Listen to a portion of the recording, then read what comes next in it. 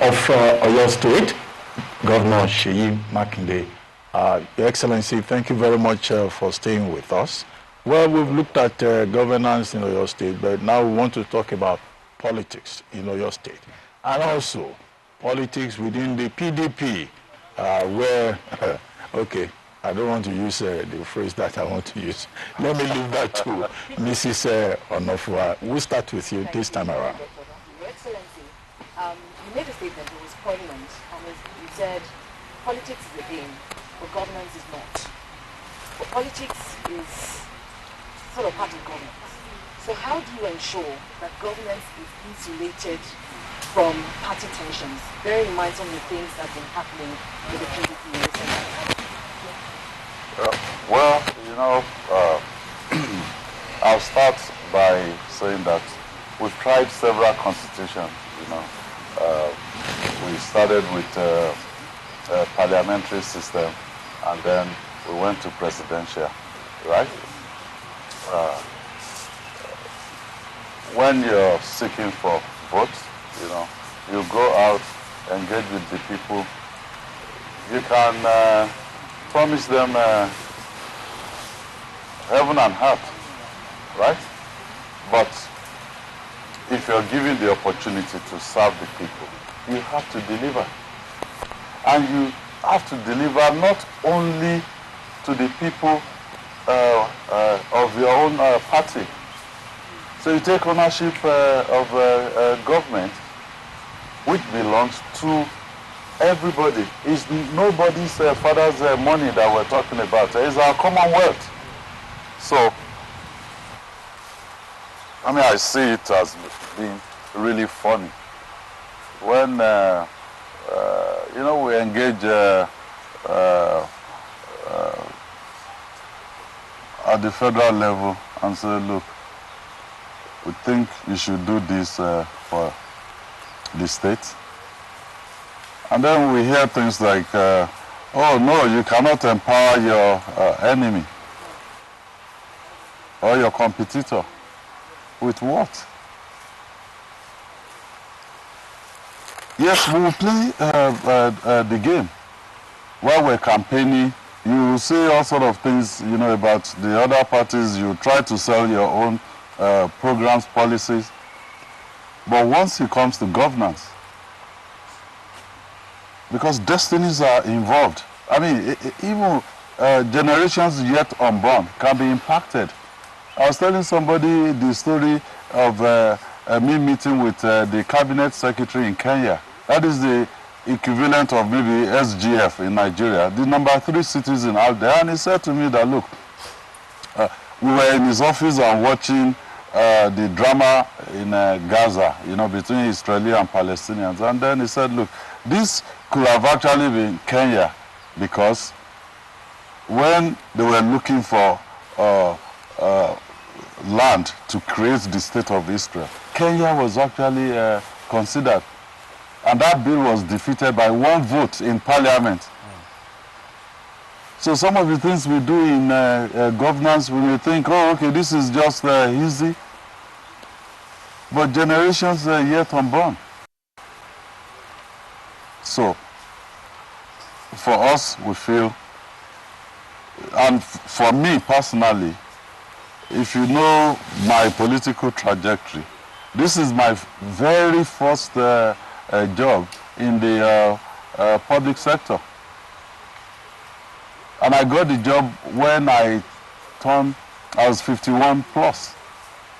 So what happened to me between 0 and 51? And I'll be 58 midnight tomorrow. So what happened to me between 0 and 51? I operated in the private sector. And I operated not only in Nigeria, but, you know, across different continents. So I believe once prayers have been answered, because I believe nobody can get anything without God giving it to that individual. And even leadership. You cannot become a leader by yourself. It is because God has given that position to you, and he will give people the kind of leaders they deserve at any particular time. In my own Bible, God allowed a wicked king to be enthroned because at that particular time, God decided that that is the kind of king the people they deserve. But that is usually not the end of the story. So I will say to you that in Nigeria today, we have to rise above partisanship.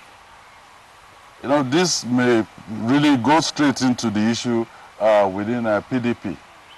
I say, oh, okay, everybody has decamped, you know, I'm saying I'm not moved. Because the people that negotiated Nigeria, they have two major things that was in there, in that negotiation. First, federalism. That's why they called us Federal Republic of Nigeria. Two, multi-party democracy. That is why upon independence, you have an action group here, you have Northern People's Congress, you have Northern NEPU, you have NEPU, you have NCNC, you understand? At independence, it was multi-party democracy. So now you're moving the country towards, you know, a one-party state. It won't work. I was in Ebonyi a few days, maybe 2 days ago, on Friday and Saturday. And then they brought cola to me and said, look, this cola in Igbo land, if you are receiving, you know, a big visitor, you know, this is how you do it. I said, well, cola nut is grown in the west, eaten in the north, and literally worshipped in the east. So you have different nations, different culture within the nation called Nigeria. And the people that negotiated our independence, they felt, look, to have unity in that diversity, it has to be a federal arrangement.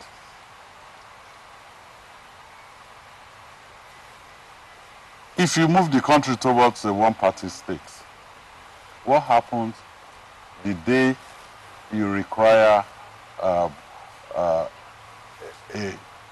multi-party or bipartisan approach to issues? Who are you going to call? The day you move the country towards a one-party state, you remember what happened with the Arab Spring. Once people don't have leadership, they will find leaders, you know, by all means. Right. So we better get our acts together as political leaders in this country. And that will be my own approach to your question. Because you said something about PDP, I know there was a time you were in the G5. And that G5 actually supported the president. What happened concerning your relationship between the president and your friend, Nyesom Wike? What happened? Because at some point everybody thought it was all rosy, and then now it went haywire. Okay. I contested the election for the first time in 2007 to go to the Senate here in Oyo State. And, well, I lost. I contested under AMPP. I was in PDP with Babaladoja. you remember his impeachment and all of that, all the shenanigans that happened within that period. So it wasn't possible. The PDP franchise was handed over to Babadi Dibu. And me as a person, as a 39-year-old, trying to, you know, get into politics for the first time. I didn't like that brand of politics. And I said I wasn't going to be involved with that brand of politics. That was why I contested under AMPP. But at the initial, my first outing in politics, I joined PDP. So we lost. We came back 2011 in PDP again. They didn't even allow me to go past the party primaries. So I lost. And then I said, look, I've been dealing with people here. I think since I've lost twice at the senatorial level, let me move up to, let me promote myself to the governorship level. So I contested in 2015 to be the governor of the state. Again, I lost. But my point is, in all of this journey, I never interacted or went to Bodilon. No. I held my own.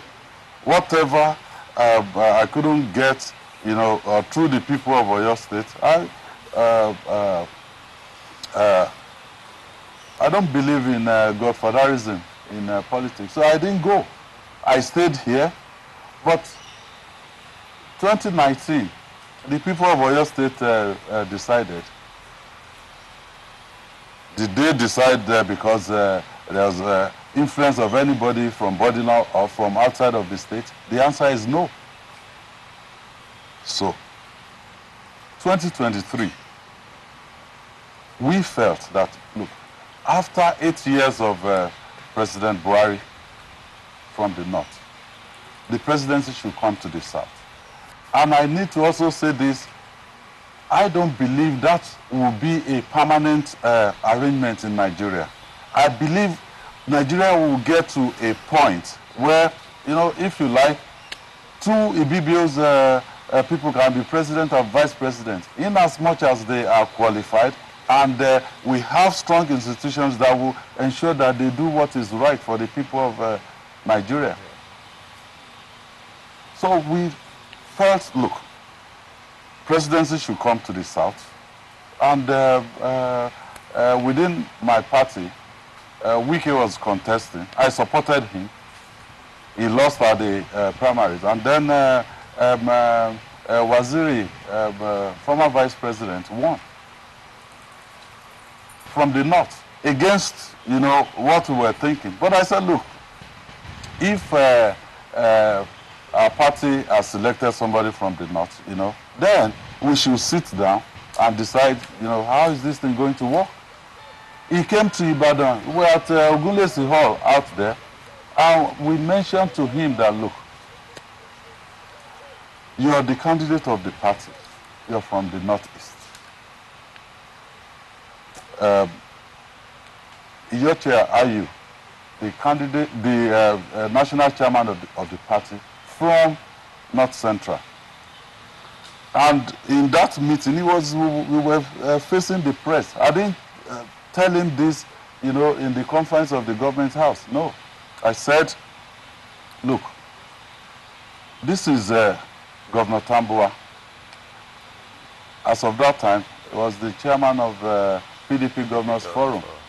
I said intelligence indicated that you will appoint him as the DG of this campaign. He's from the Northwest.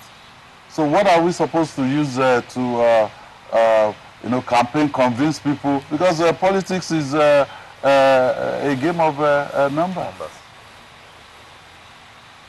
So we couldn't reach any agreement. We met with him in London, and we said, look,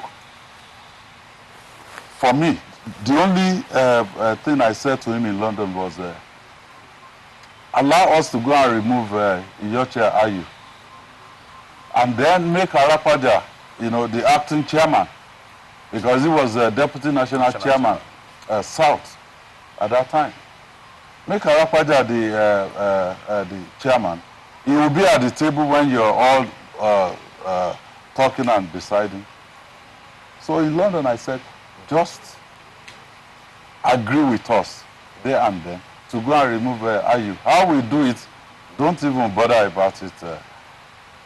He said, well, we should give him 1 week.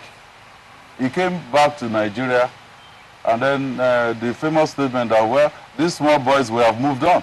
Okay, so if you've moved on, what will I do? We have to do something. That is politics. So we couldn't reach that agreement. And it wasn't Wike that guaranteed the president before me, because I never dealt with them. I've never had any political dealings with them up until that point. Someone else did. I said, okay, fine. If this is what we will do, we'll support you. But even as a candidate, I must have mentioned it more than maybe 3-4 times, that our expectation would be a government of national unity, a government of national competence, where you can start the process of resetting this country. But is it what we are seeing right now? Is it a government of national competence? Is it a government of national unity? The answer is no. When the president said, look, nominate somebody who may be appointed as a minister, I said, sir, what position do you want to give to us? Then he said, I'm looking for a developmental economist who can be the Minister of Budget and Economic Planning. I said, okay, I will look for somebody that fits that bill. And I sent somebody's name who is Oyo State indigene, and I sent it to him. The individual wasn't selected. Rather, they selected the current Minister of Power. He wasn't taken to Ministry of Budget and Economic Planning. He was taken to Ministry of Power. A subsequent meeting with the president, he said, Seyi, I think I must have gone to him to seek for approval for the upgrade of Ibadan Airport. He said, I'll sign it for you. I'll give my nod. But oh, sit down. What's happening politically? I heard you're upset because you were not your nominee was not given the ministerial slot. I said, sir,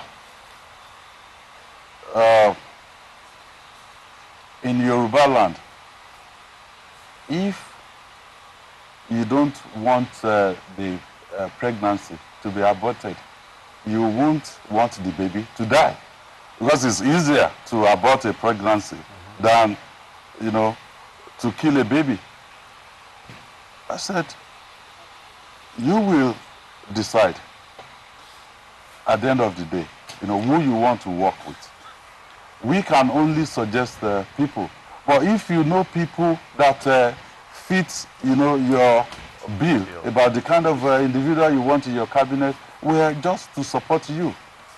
However, let me say this. If you've selected the Minister of Power because you want him to help you organize APC in Oyo State, he doesn't have the capacity. I told the president. He said, no, Seyi, it's you that I want to help me organize APC in Oyo State. I said, no, sir, I can never help you organize APC in Oyo State because I am of the PDP. So, if we have a government of national unity, a government of national competence, we will have been in a very different environment right now. And let me just mention again this issue of Wike.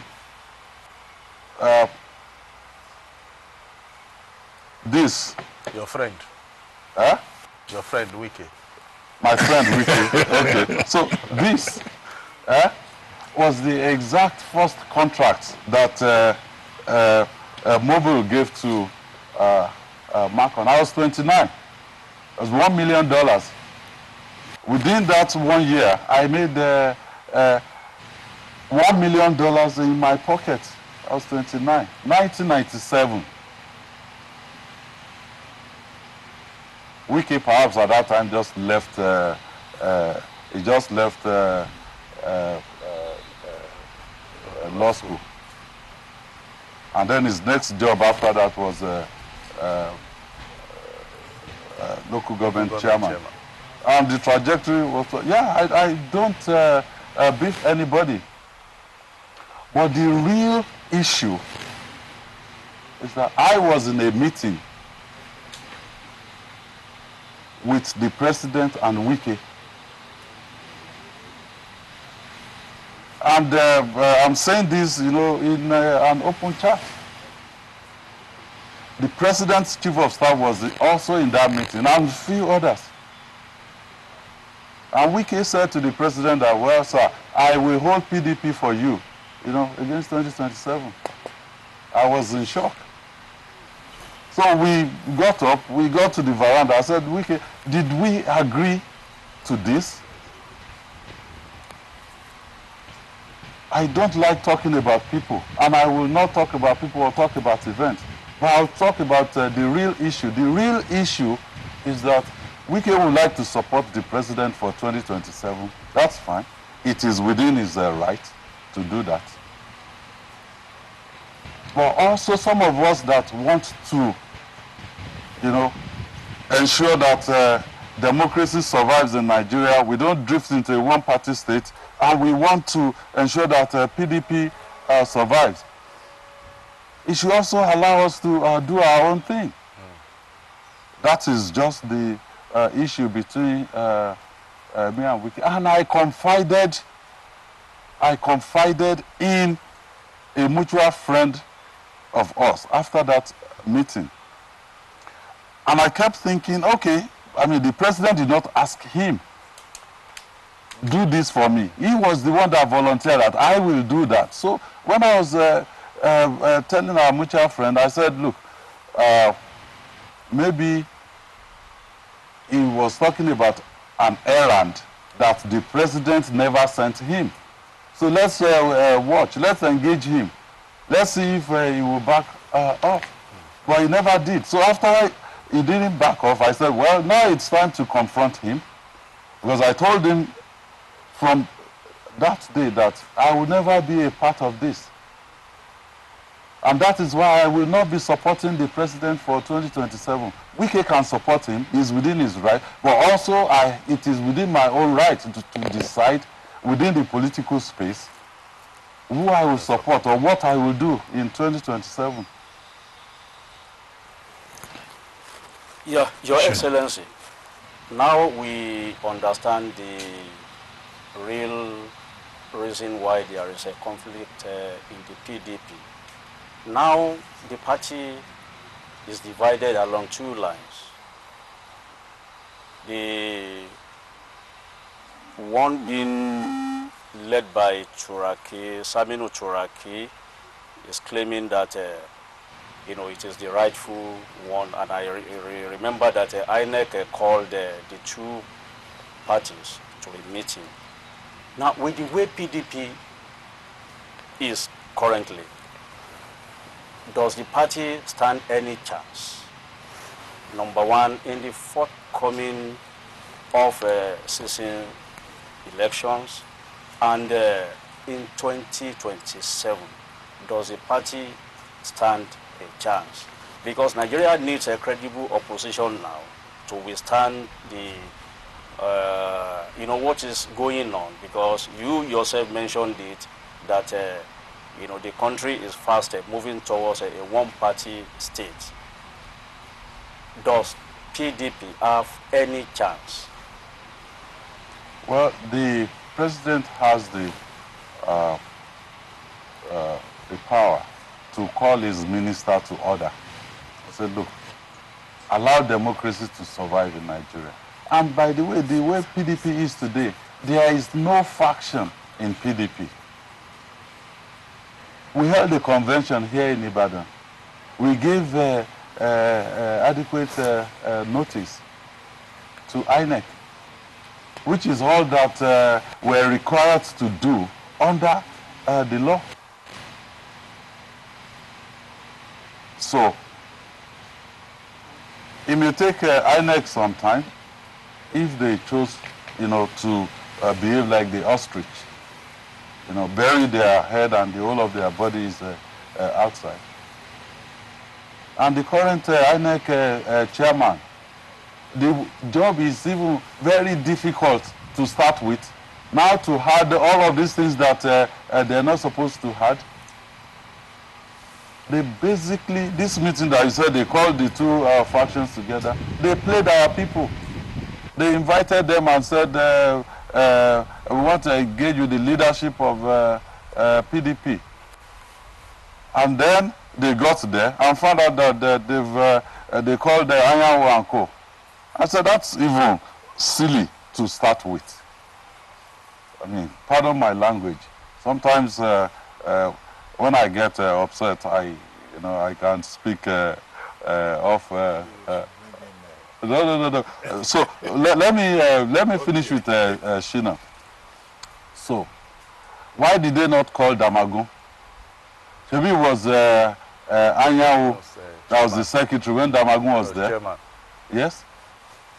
And the notice that went to INEC was a notice signed by both Damagun and Anyanwu. I wanted to basically, ask that they expel Anyanwu at the neck. But people, leaders came and said, look, let us not do that. Let's get the two of them together, and all of that. So the Supreme Court already said whoever is your secretary is the internal affair of the party. There's a Supreme Court judgment on SDP how many days ago saying exactly the same thing. So we had a proper convention here, and Wike and the rest of those people were expelled, and they've been expelled. Even if the court says, look, the convention is not valid, which I don't think is possible, because up to the Supreme Court already said, look, internal affairs of the party is internal affairs of the party. So they can only delay things. But there may be unintended consequences for, trying to kill PDP. There's a danger that if you do that, you may, unknowingly, kill democracy in this country, God forbid. So that is my own position. Yeah, Mr. Governor, it's interesting what you just revealed now. A lot of people were not privy to that information in terms of your position and what former Governor Wike, now Honorable Minister of FCT, had said in your presence to the President. Now, we're in Ibadan, and the Yoruba side of me comes to play, that there's this saying, if you translate into English, how do you put it, when your neighbor begins to eat cockroach during the day, yes, if you don't want him, you will not get any sleep. Because that's exactly what has happened to your political party that we've got its flag right behind you, PDP. You were there, one of the 5 wearing Ashebi, yes, with Wike and Autumn and the others. yes, And you all celebrated the fact that this action you're taking will bring in a candidate of another political party. And in doing that, that has roller coastered into a situation where PDP was not just decimated. We're seeing governors moving out in droves to go to the party that you supported, their candidate to become the president of the Federal Republic of Nigeria. Yes. Now that the chicken have come home to roost, Yes. and the entire party, you can say, is still one, there are no factions. Minister Wike is saying, I have a faction. You're but saying I'm giving you there's the no reason faction. Yes. why he's doing what he's doing. Yes, You know? but you're saying there's no other faction.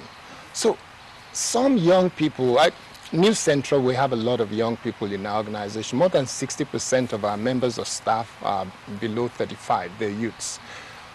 And I also spend time with young people online. The question they've been asking for the last couple of years is, isn't the governor of Oyo State and those who used to be part of the G5, are they not embarrassed that they have created this PDP that they now see that is sinking?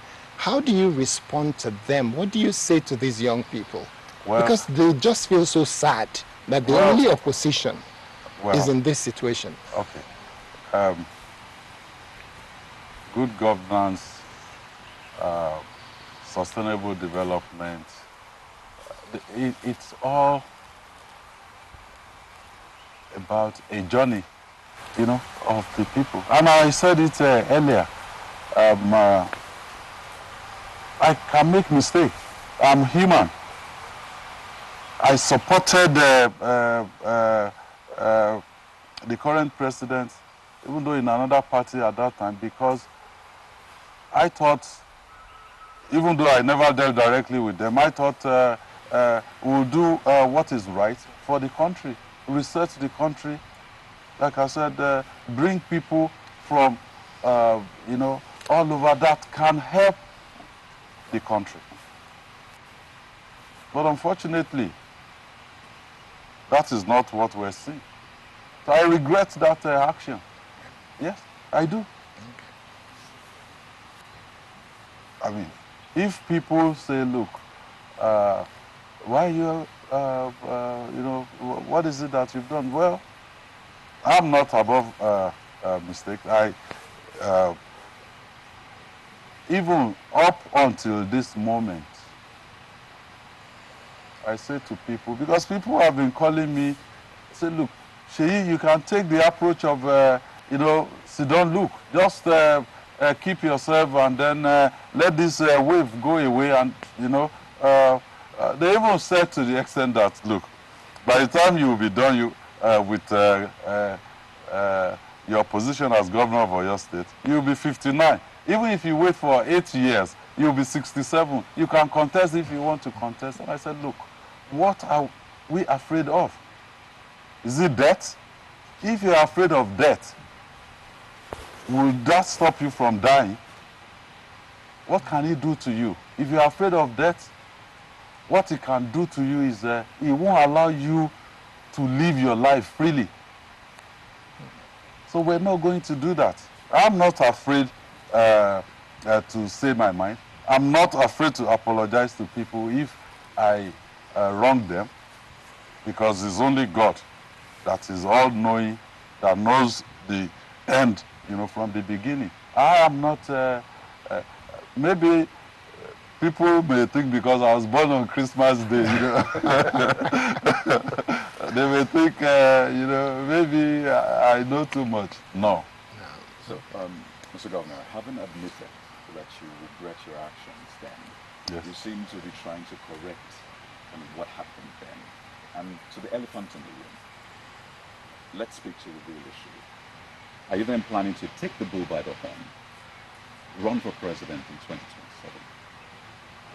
Well, thank you, Kennedy. Well, I've had that also, you know, people saying, oh, is Seyi trying to position himself for 2027 presidency? Let me make this very clear. To serve this country at the highest level, I am qualified. I'm even overqualified. I've run Oyo State. Even the current president, what brought him to the table? He was governor of Lagos State. Okay. 2 terms. By the end of May 2027, by God's grace, God sparing my life, I will have been to the end of the tenure as a 2-term governor of Oyo State. So what are we talking? Professionally, I ran a company from a very young age, at 29. Some of my colleagues were just, some are still finishing their youth service at that point.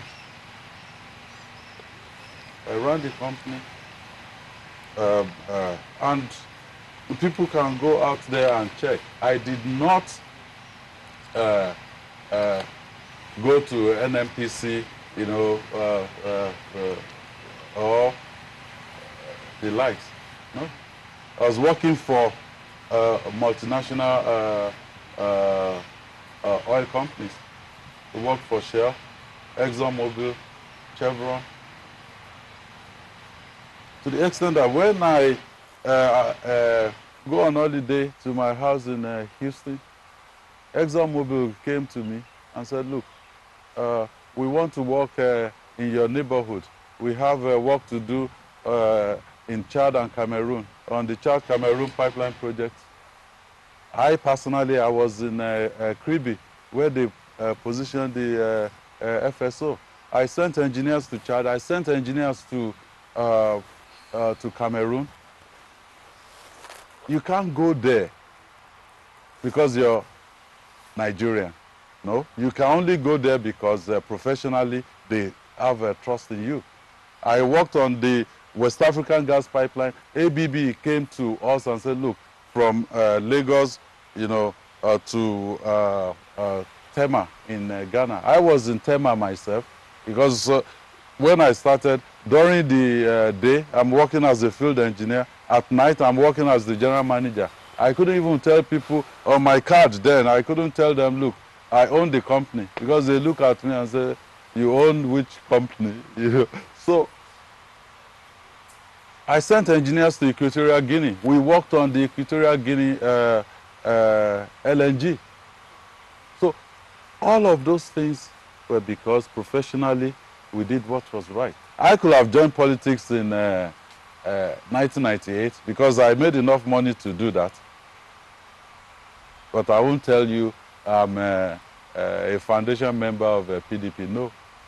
I joined PDP in 2002. And why did I join? I joined solely because of Baba Ladoja. I joined to support him towards the 2003 elections. I already moved my family to the US then in the year 2000. Well, okay. I had a wife and a daughter at that time. We had the second one, December of 2000. And I moved my office from Port Harcourt to Lagos. So most weekends, no family, nothing. So I come to Ibadan to meet my parents.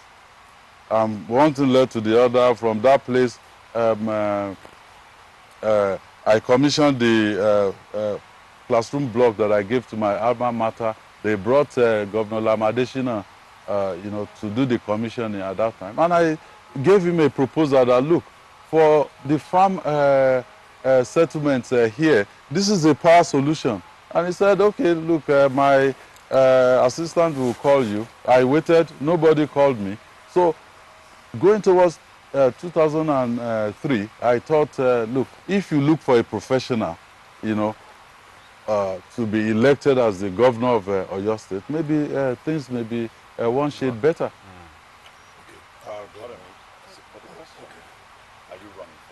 President. Okay, well, let me be very clear. At this point, you need to have a party. You need to have a competitive political environment. At Ebonyi, I said to the Igbo nation out there that in 1999, we were going to have a almost very similar situation that we're in today. all the generals, all the elites, you know, they were all gravitating towards PDP. Until Ogbonnaya Onu gave up his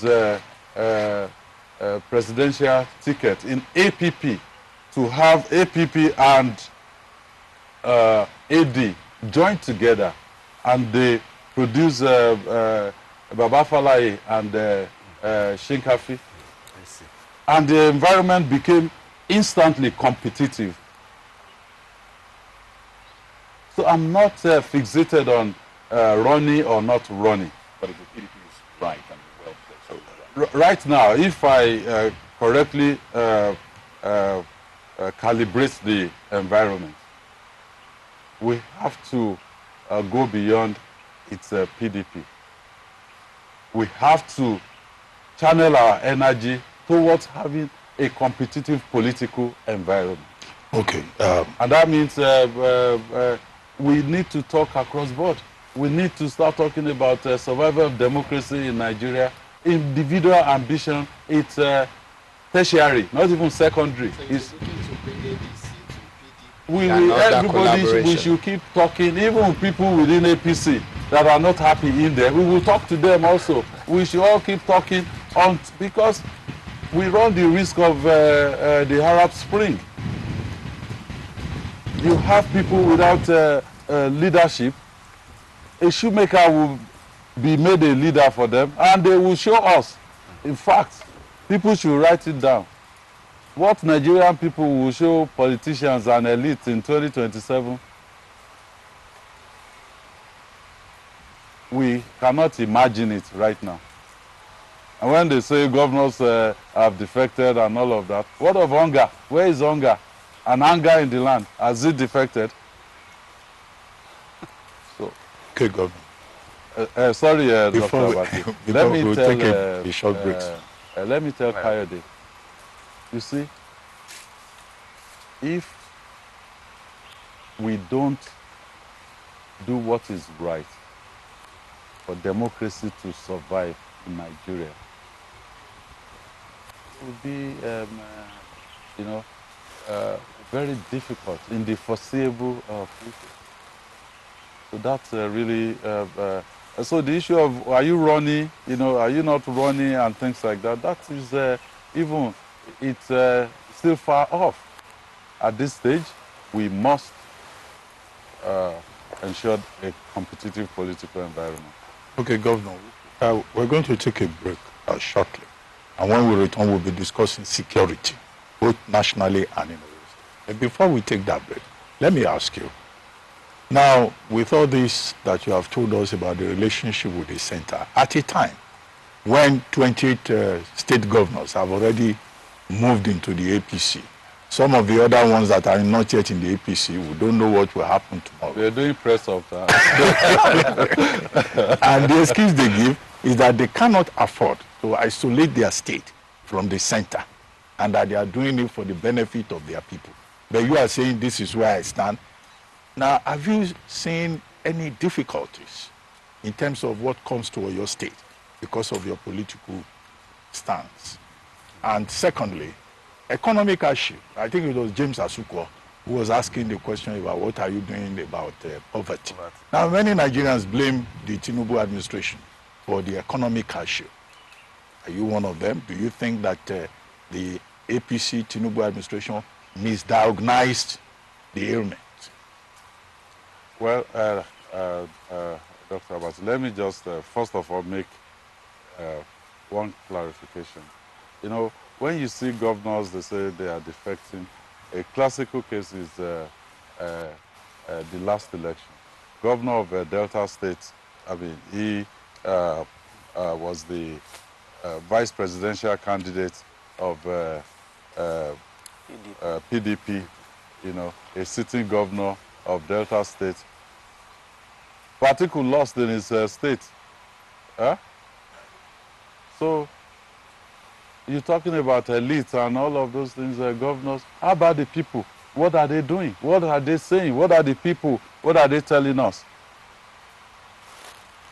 So, I'm not bothered I will still continue to say that. Now, let's deal with the issue that you've raised. What's my relationship with the center, and do I feel any impact? Well, I believe the center right now,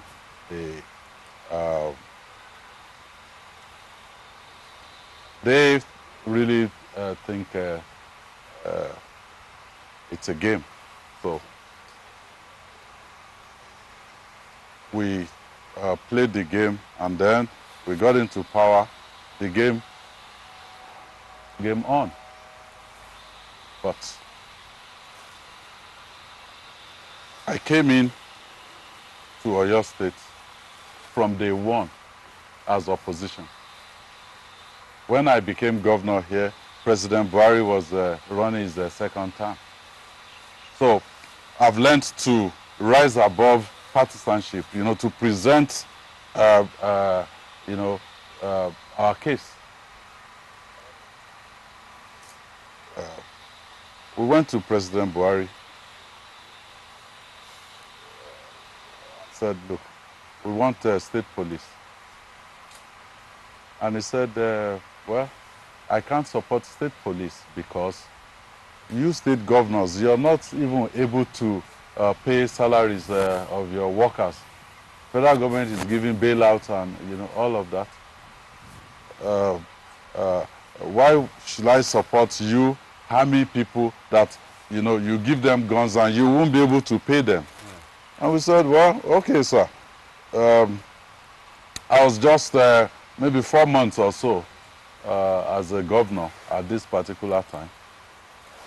But from day one, when I came into office, we've always paid salaries on the 25th of every month. This is the 7th year running, and every year we pay 13th month salary. So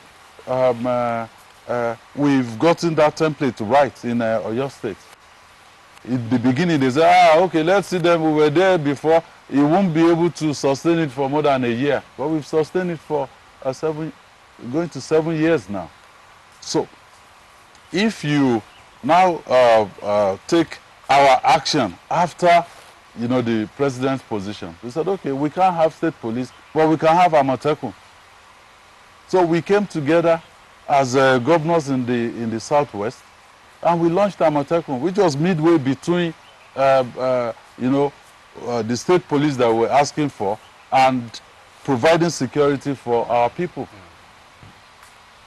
So sometimes you won't get what you want. Like the airport in Ibadan, I gave to the president, please, let us upgrade this. These are the things that we want to do. And he said, approved at no cost to the federal government. And I said, thank you, sir. At least the approval means something to us. We can go out there and do the work. And we were grateful and thankful to him. But we went around looking for money, to fix the airport because it is important to Oyo State economy. Same for federal roads. So, look, give us approval, even if you're not paying. Governor Fashola was the minister for works at that time. I went to him. It took me 2 years to get approval to fix Oyo to Seyi. We fixed it because it was passing through our agricultural belt. People of Oyo State, they don't care. If the road is local government, is state government, is federal government, just even if it's community road, fix the road, let them go about their economic activities. So I'm not bothered about, will I cry that, because I'm in the opposition, I will engage with them on the basis of, look, do what is right for our people. At least you have voters in this state and people that are APC as well. Even if you're not doing it for Seyi Makinde or this administration, do it because of your own people as well. That is the way we've engaged with the federal government. I went to the president and I wrote to him and said, look, Oyo State, let's solve this illegal mining thing. We gave a proposal I have it on record. The president signed and said, look, go to the Minister of Mines and let's look at the model. If we solve it in Oyo State, you can replicate it elsewhere in Nigeria. After all, during COVID, I argued at the National Economic Council when they came in, Professor Oshibajo, the VP then, and said, look, mandatorily, we must go and lock down everywhere. And I said, sir, I cannot lock down in Oyo State because I know people here that if they don't go to work today, they won't eat tonight or eat tomorrow. So where am I going to get what to feed them with? So we went back and forth, and then we agreed that, well, let it be voluntary. If you think your state has to be locked down, lock them down. And we did not lock down in Oyo State. So we gave the proposal. We went there, held meetings upon meetings with my security team, with the Minister of Mines.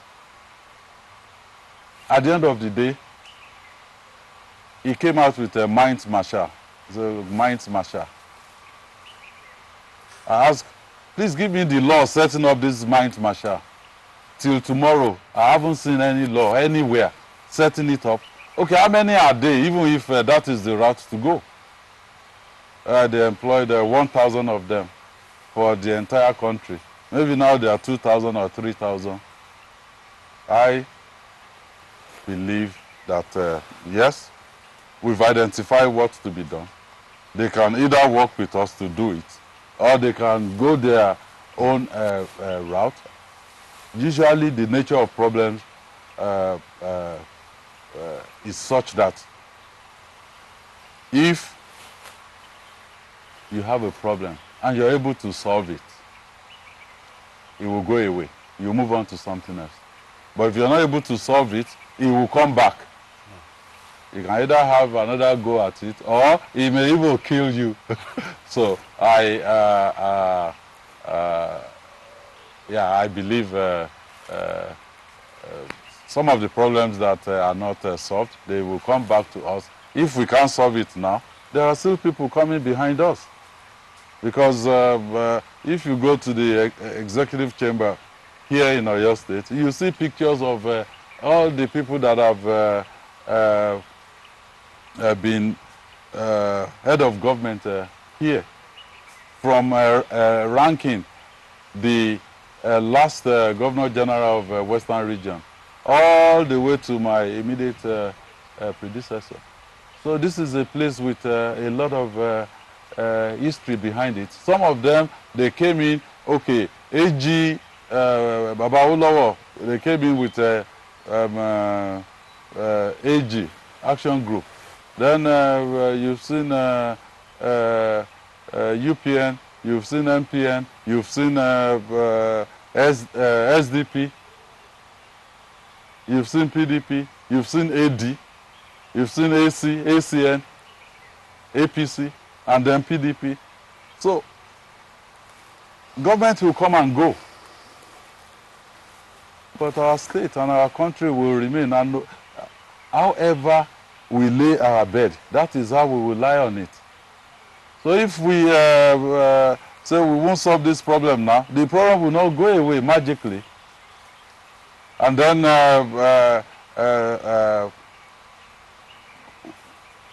I think the bottom line is we can do more, we can do better for the people of Nigeria. And when I was campaigning here in Oyo State, I challenge anybody, if you see a video or anything where I said to the people of Oyo State that, oh, this government, they haven't done this, you know, because of that, don't vote for them. No. We came out with a roadmap for accelerated development of Oyo State, 2019 to 2023. And we listed those things that we were going to do. And we said, look, this is what we want to do. Vote for us on the basis of this. And then if at the end of the day, we're not able to achieve that, it's in black and white, then don't give us another opportunity to serve you. Well, His Excellency already talked about security. Amatekun State Police, the Okikolu, you just take it from there. Do we take a break now?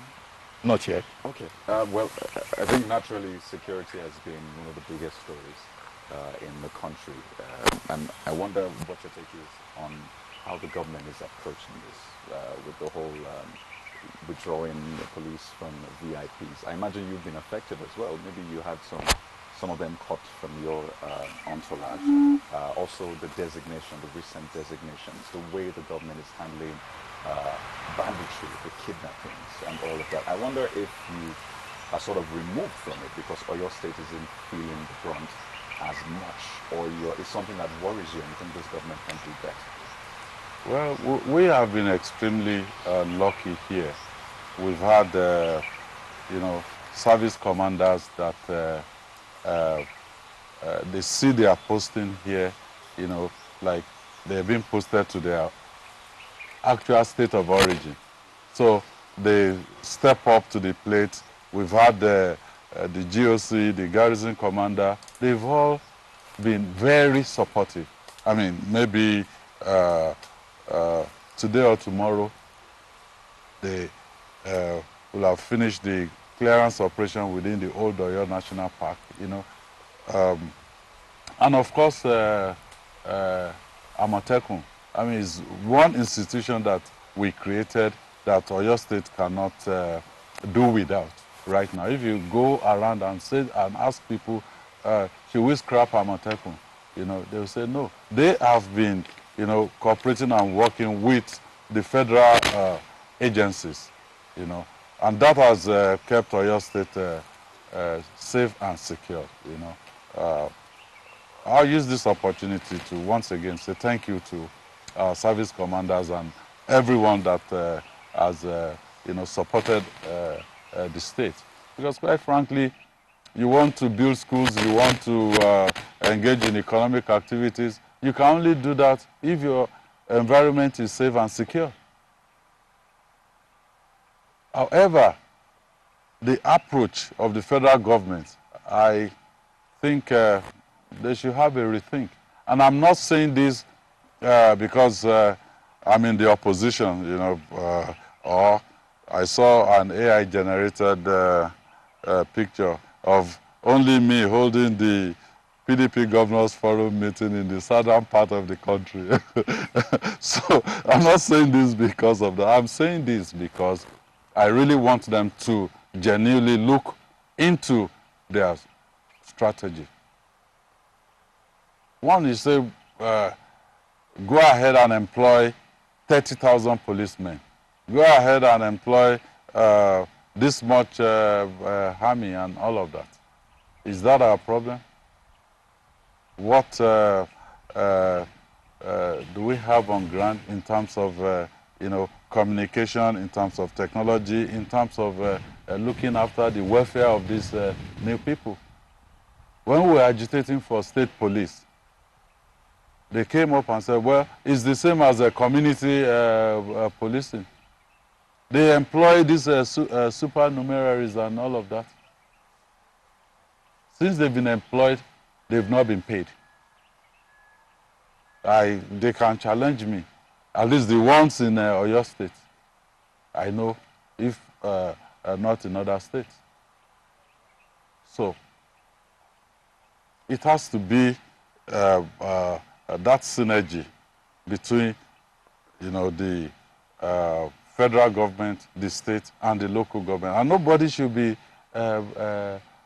proud, among those tiers of government. We should all come together. It's like in Oyo State here, we do have expanded Security Council meeting where our traditional rulers, local government chairmen, and ourselves at the state, we all sit together with the service commanders. And we encourage them also to have security meetings at the local government level, at least on a monthly basis. So those are the initiatives that has to be brought to the table.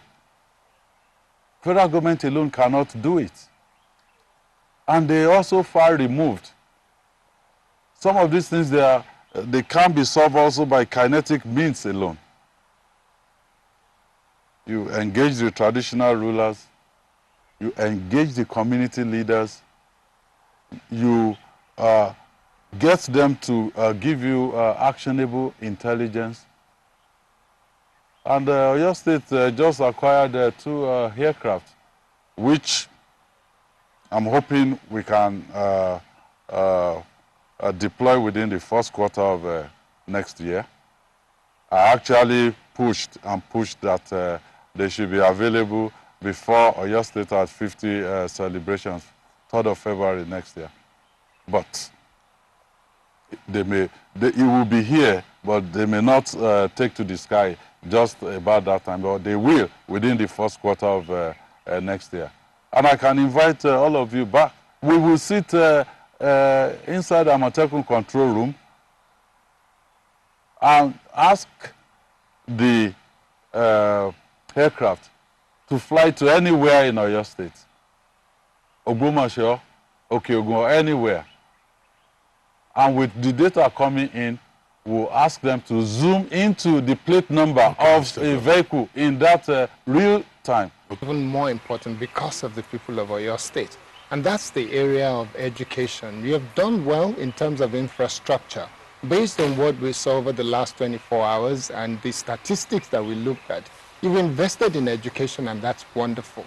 But in the area of quality of education, what are you planning to do in the next couple of years before you hand over to whoever becomes the next governor? And adding to that is the issue of healthcare, because these are 2 of the most important things to any citizen of Oyo State: healthcare and education. In the area of healthcare, I know you've won awards as well. Primary healthcare, you've changed the infrastructure. I've looked at the statistics. It looks good on paper.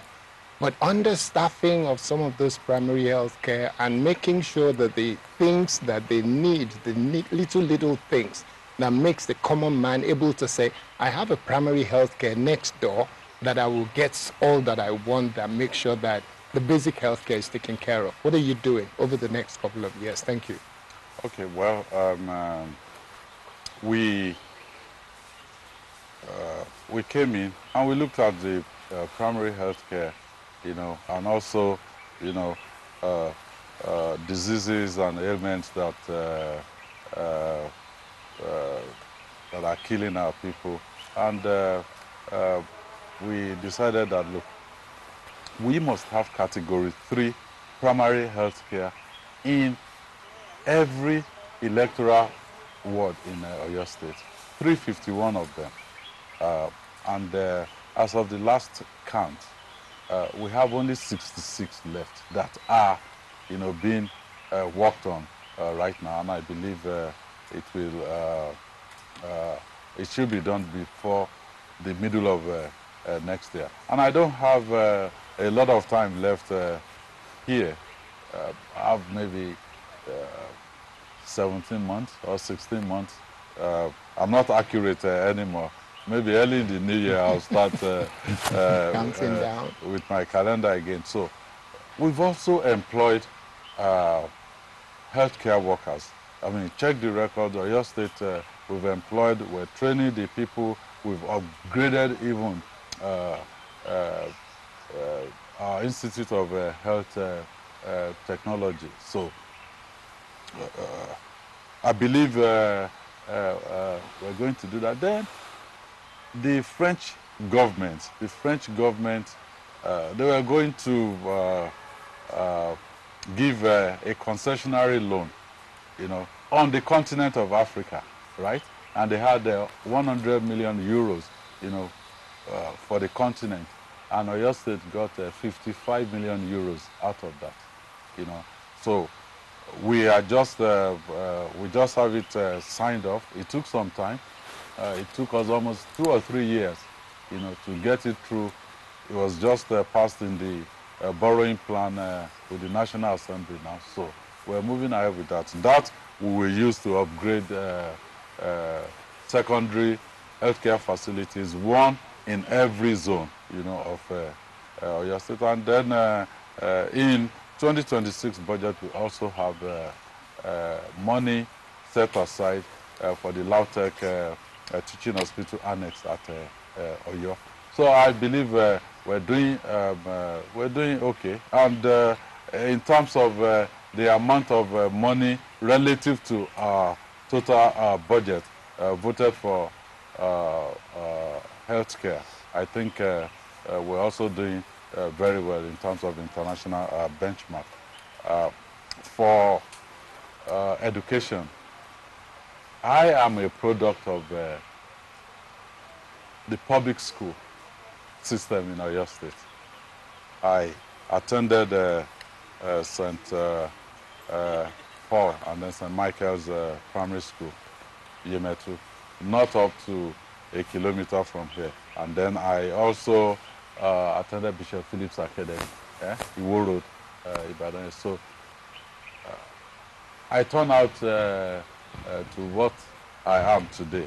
So I understand precisely what we're supposed to do. We have special intervention now going into the health sector, and education sector rather. Chino, quickly. Yes. We have just a Your few minutes. Excellency, what I'm worried about is the post Seyi Makinde administration. You've invested so much, built so much infrastructure. Your legacy project, about 110 kilometers, that is the circular road. How are you going to ensure that whoever is succeeding you continues these projects? Because we have, one of the terrible cultures that we have in Nigeria is, leaving projects uncompleted, white elephants everywhere. So what are you going to do to ensure that this legacy endures? Well, we've changed the culture in Oyo State. If you see any project started by any of my predecessors that have not been completed, please bring it up to the table. We will deal with it. And then people say, oh, it's Seyi Makinde. And it's not Seyi Makinde. It's the team behind all of this. So I ask the people that, if we're talking about the team, you've watched Omituntun 1.0. We call it Omituntun Apakini here. And then you watched Omituntun 2.0, which is my second tenor. What we are cooking now is Omituntun 3.0. It may get to 4.0 and all of that. Because it's the team. We just, get someone else to lead the same team, and we should be able to solve that problem that way.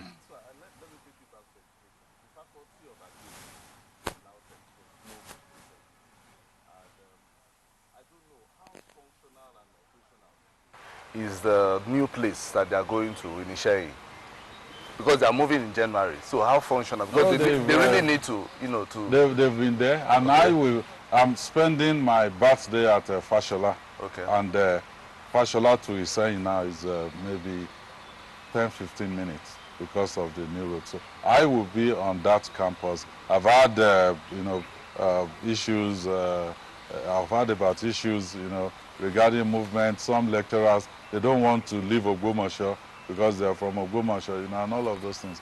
I think whatever issues or challenges they have in there, I think we have the capacity to resolve it, and we will do that. Yes, Your Excellency. Beyond the policies and infrastructure, what would let's say, Jami there say about your administration that has changed their life, or his life?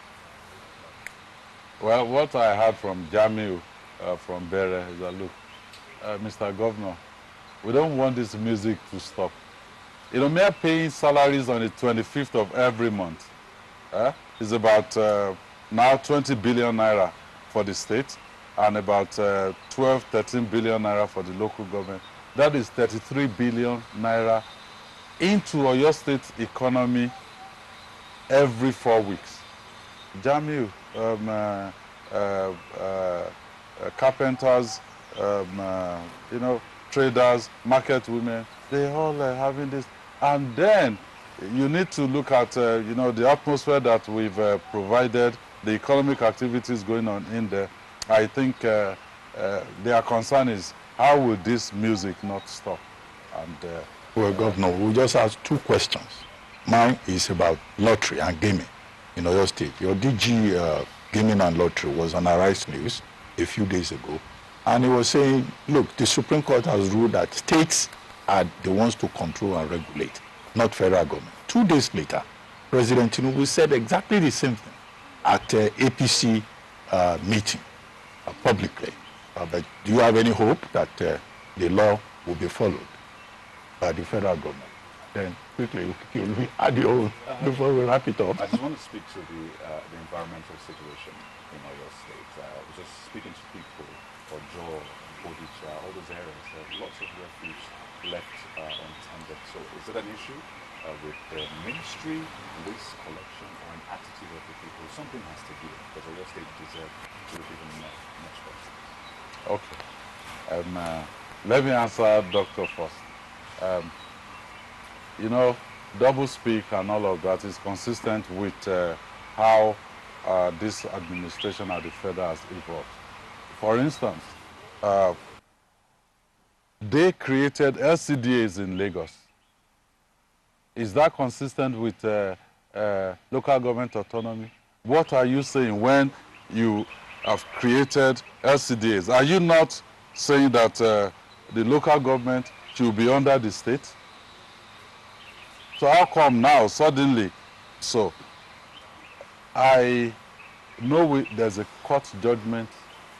We just have to wait it out. You know, some of these things, they may not be resolved strictly through the judicial process. Some you have to negotiate political solution and, you know, things like that. I think this will fall into that category where people should honestly come to the table and say, look, we have issues with this area or that area, but you can't keep shifting. If you are at the subnational level, you take one position. If you are at the federal level, you take another position. I don't think that is good.